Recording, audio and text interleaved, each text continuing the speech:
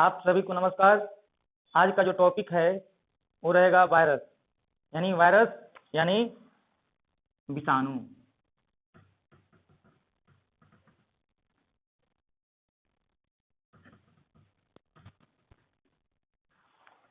तो देखिए, वायरस जो होता है ये एक कोशिकीय जीव होता है, न ही बहुकोशिकीय जीव होता है। वायरस ये जीव नहीं है और न निर्जीव ही है, ये दोनों का बीच का कड़ी इसको कहा जाता है। यानी वायरस में तो सेल होता ही नहीं है, इसलिए इसमें कोई मेटाबॉलिज्म होने की संभावना नहीं है। यानी इसमें कोई साइटोप्लाज्म, माइटोकॉन्ड्रिया या कोई भी जो सेल के अंदर जो रचनाएं होती है वो होता नहीं है। तो ये जब सेल के बाहर कहिए या कहिए होस्ट के बाहर रहता है तो ये आपका एक निर्जीव के रूप में रहता है। लेकिन जैसे ही ये होस्ट सेल कहिए या कहिए सजीव के सेल के अंदर प्रवेश करता है तो यह सजीव के जैसा लक्षण प्रदर्शित करने लगता है। तो ये नहीं सजीव के कैटेगरी में रखा गया है, नहीं निर्जीव के कैटेगरी में रखा गया है। ये दोनों का बीच का लक्षण ये प्रदर्शित करता है। तो सबसे पहले हम लोग जानेंगे कि वायरस जो शब्द है या कहिए विषाणु का कहिए संधि विच्छेद कहिए या इसका टुकड़ा या खंड करने पर इसका अर्थ होता है विष के अणु। यानी विषाणु का जो खंडित रूप कहिए इसका क्या होता है, विष का अणु। यानी विष मतलब ये पॉइजन जो कि हमेशा सजीव के लिए हानिकारक होता है। और देखिए, जो वायरस जो शब्द है लैटिन वर्ड से लिया गया है। The virus word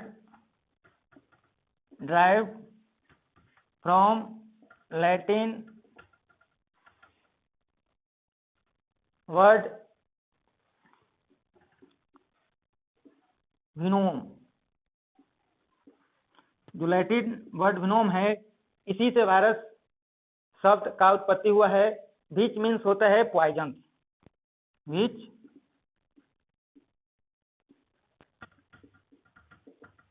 means poison, यानी वायरस शब्द का ही अर्थ होता है पॉइजन।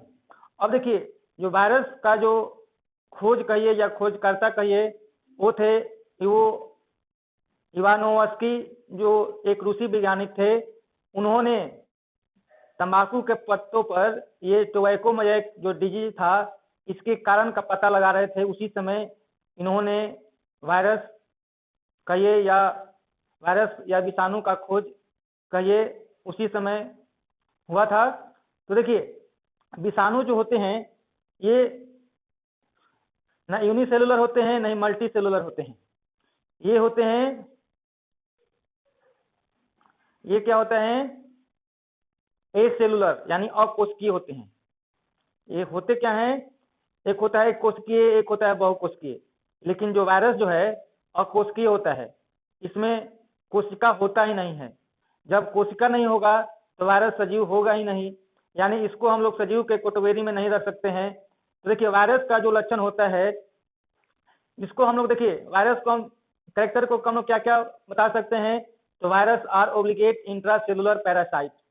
यह एक इंट्रासेलुलर पैरासाइट है, यानी कहने का मतलब यह सजीव सेल के अंदर ही रहकर अपना प्रजनन कहिए या वृद्धि कहिए करता है। They are seen only with the help of electron microscope, यानी यह इलेक्ट्रॉन माइक्रोस्कोप की सहायता से ही देखा जा सकता है। Virus are simplest living particles, इसको लिविंग ऑर्गेनिज्म नहीं कह सकते हैं। ये लिविंग ऑर्गेनिज्म या लिविंग के रूप में कब कैरेक्टर शो करता है, जब ये होस्ट सेल कहिए या किसी सजीव के अंदर ये प्रवेश करता है तब ये लिविंग के रूप में कैरेक्टर प्रदर्शित करता है। नहीं तो यह यदि कोई होस्ट सेल नहीं मिले तो यह बहुत दिनों तक ये डेड मटेरियल के रूप में कहीं भी पड़ा रह सकता है।